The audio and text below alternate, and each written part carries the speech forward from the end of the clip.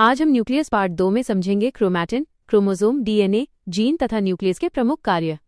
सबसे पहले बात करते हैं क्रोमैटिन की। क्रोमैटिन न्यूक्लियस के भीतर पाया जाने वाला पतला धागेनुमा डीएनए प्रोटीन नेटवर्क होता है। यह डीएनए और हिस्टोन प्रोटीन से मिलकर बना होता है तथा मुख्य रूप से इंटरफेज अवस्था में पाया जाता है। जब कोशिका विभाजन शुरू होता है तब यही क्रोमैटिन सघन होकर क्रोमोसोम में बदल जाता है। इसके प्रमुख कार्य हैं डीएनए की packaging, gene regulation, DNA replication तथा क्रोमोसोम का निर्माण। अब समझते हैं क्रोमोसोम। ये क्रोमैटिन का अत्यधिक सघन रूप होता है जो केवल सेल डिवीजन के समय स्पष्ट दिखाई देता है।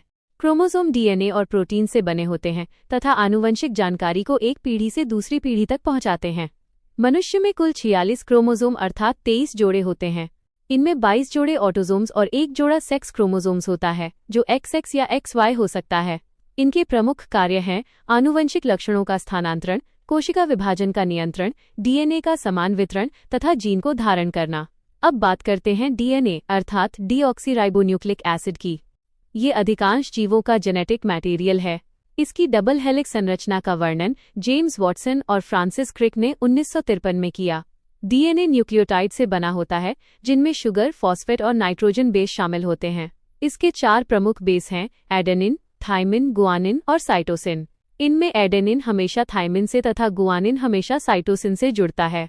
डीएनए का कार्य आनुवंशिक जानकारी का संग्रह, प्रोटीन सिंथेसिस का नियंत्रण, वंशानुगत गुणों का स्थानांतरण तथा कोशिका की सभी गतिविधियों का संचालन करना है। अब समझते हैं जीन। जीन आनुवंशिकता की कार्यात्मक इकाई है।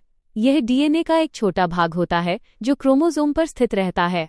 प्रत्येक जीन किसी विशेष वंशानुगत गुण को नियंत्रित करता है, जैसे आंखों का रंग, ब्लड ग्रुप, लंबाई और बालों का प्रकार।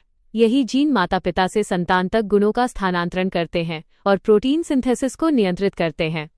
अब बात करते हैं न्यूक्लियस के कार्यों की। न्यूक्लियस कोशिका का कंट्रोल सेंटर है। यह डीएनए, क्रोमोसोम और जीन को सुरक्षित रखता है, कोशिका की वृद्धि और मेटाबॉलिज्म को नियंत्रित करता है, प्रोटीन सिंथेसिस तथा सेल डिवीजन का नियमन करता है और आनुवंशिक निरंतरता बनाए रखता है।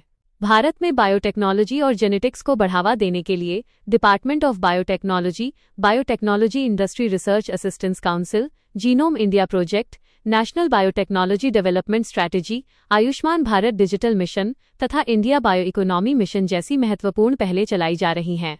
याद रखिए, न्यूक्लियस कोशिका का जेनेटिक कंट्रोल सेंटर है जहां क्रोमैटिन सघन होकर क्रोमोसोम बनता है। क्रोमोसोम में डीएनए होता है और डीएनए के छोटे छोटे भाग जीन कहलाते हैं जो आनुवंशिकता, प्रोटीन सिंथेसिस और कोशिका के सभी कार्यों को नियंत्रित करते हैं।